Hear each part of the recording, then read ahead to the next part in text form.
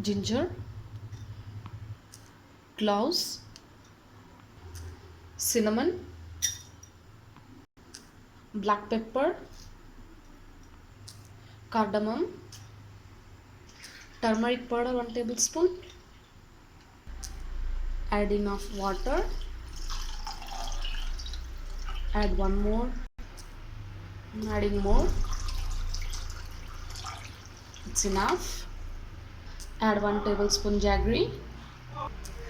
I have squeezed the lemon juices glass. I'm going to add these squeezed lemon skins into this.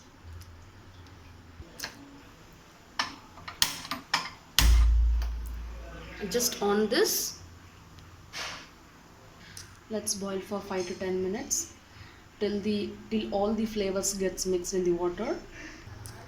So friends, it started boiling within 5 to 10 minutes. We'll off it. Okay.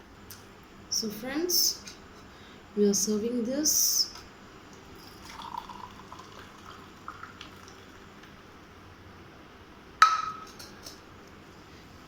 We have to strain it. Here I am adding the lemon juice which has been squeezed out. A needed amount, not much.